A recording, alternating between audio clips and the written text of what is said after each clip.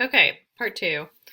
So, what we're dealing with is that during this time, Hong sets up a provisional government in Nanjing and issues for a utopian society based on equal land holding and gender equality. So, despite all of this violence, he still sort of holds true to all of his social equality values.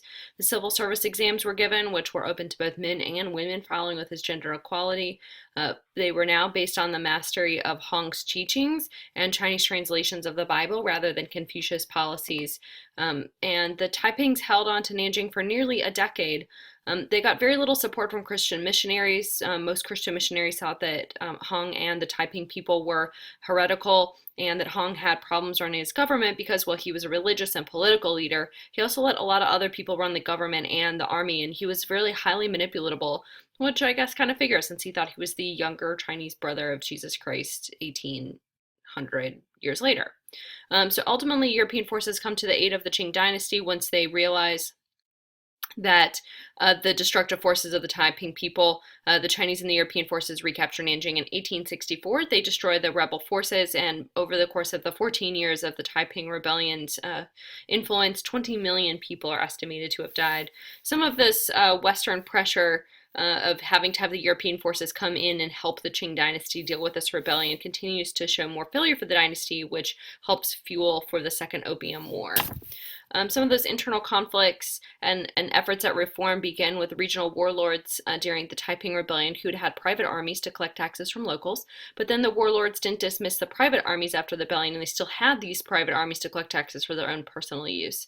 Ultimately, the Qing court began to listen to some reform-minded officials and helped implement a new policy called self-strengthening. And I've put this in blue on the slide because you have to know this as a vocab term for the Unit 5 period. So the Qing court begins to help with this. It means that China would adopt Western technology, but keep its Confucian values. They would have factories to build some modern weapons, ships, and railroads, which helped with their military strength. They would have the civil service exam based back on Confucius values. Democracy was still too radical. They translated lots of books from Europe, so there was some new up-to-date coverage of world events in China that they had largely been part of that like isolationism. They began to expand some lands that had once been unusable because they began to modernize. And while they didn't become an industrial power, some of those modernizations helped with irrigation techniques and farming, which meant that there was more food and a new emphasis on farming. Some reasons that China couldn't become an industrial power is that they had unequal tariffs and treaties, which means that they couldn't necessarily protect their domestic industries. Railroad and telegraph lines weren't laid because people thought that they'd cause unemployment or that they would disrupt grave sites, or a lot of cultural reasons. People also thought that they were being taxed for a project that wouldn't provide them any benefit. So there were a lot of cultural reasons still preventing China from becoming this industrial power. The Chinese diaspora means that people leave and go elsewhere and sort of spread around. So the Chinese diaspora is where the Chinese would go to a lot of other places in the mid to late 19th century, so at the very end of period 5. They were going to newly established Singapore. They were coming to the United States. Maybe this is something that you are thinking about with like the Chinese in California during the gold rush and the railroads. And that's because the US government made it hard for Chinese women to enter, so largely just men would come to California. They'd work for 3 to 4 years, take all of their earnings, and return to China. And because of the gold rush and because of all of the railroad needs, oftentimes these people could make more money in the United States in their 3 to 4 years worth of work, as long as they didn't die from some of the harsh conditions, and go back to China and be very profitable for the rest of their life. There was a time, 1894 to 1900, as we come to the end of the period 5 era, where it was called the total humiliation era. And for these last 6 years, it seemed like nothing was going right for China. There's some advancing imperialism. The Europeans created spheres of influence with those areas of exclusive trade rights that we've already talked about. So the British, the French, the Germans, the Russians, the Japanese, all taking in those inroads. In 1894, the Chinese went to war with Japan over Japanese inroads in Korea. China had controlled the land for a long time, but unfortunately the Chinese were just still really emerging as a modern military power, and they were soundly defeated by the Japanese. Japan was determined to get the island of Taiwan, and therefore it did as part of its reward for winning in this conflict.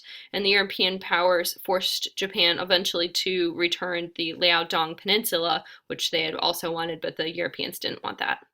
Unfortunately, Europeans also began to demand their own need for Chinese territory, so that didn't help China. The internal crisis led to Emperor Guangzhou to implement reforms based on changes that have been taking place in Japan. So this is called the 100 Days of Reform. So he was wanting to make changes in order to prevent that from happening again. He helped modernize the government bureaucracy by following Western models. He created a new educational system which replaced the civil service exam, adopted Western-style schools and banks and free press. He even trained the military in modern weapons, again, trying not to repeat that mistake that they had just made in Japan. So all of these reforms were opposed by the emperor's aunt. And she's kind of an interesting person. She is Empress Dowager Cixi, and she was very powerful. And with the aid of the imperial army, she ended up imprisoning the emperor, her nephew, and ending these reforms. And she was a little mad because she believed she could control him, and she did so because she had actually technically been kind of behind the scenes in power since he was about 4 years old. So Cixi lived from 1835 to 1908. She started as a low-ranking concubine, that would be a court-sanctioned prostitute, and she eventually got pregnant from the emperor Xianfeng, and in 1856 she gave birth to the emperor's first and only son, although who was younger than the nephew. And so in this kind of like really odd timing of how they got to power, the nephew ruled before her son. She was given the title of Dowager, which is the title given as a widow of the emperor since the emperor died. It's rumored that Cixi had been played a part in the death of the emperor and in her son when he died 13 years later. And later, even though she was ruling on behalf of her nephew, it also became kind of thoughtful that maybe she was involved in sort of his death as well, because her nephew died the day before her, supposedly because of poison at her ordering. So she becomes the de facto ruler in 1881, and when her nephew came to maturity, she retired to the countryside, and she kept to herself, becoming informed through a network of spies that she had set up all during his upbringing.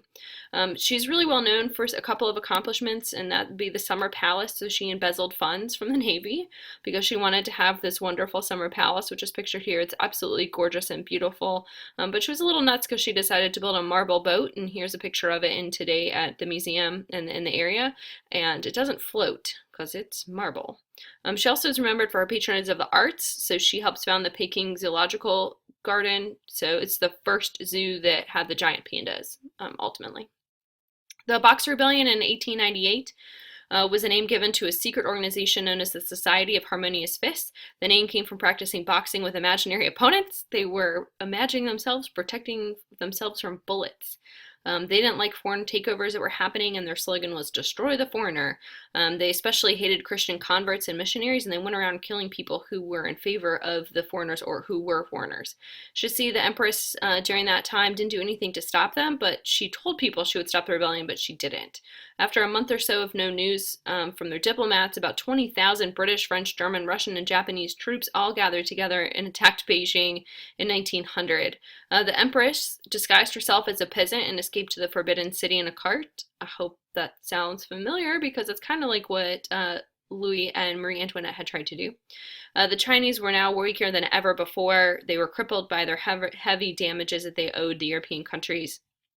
And the U.S., though not part of any of that action, was definitely part of the settlement, which called for an open door policy, which would allow foreign access to China's markets, which was true up until World War II. So there we have it. That gets you up to 1900 and the end of the Qing Dynasty.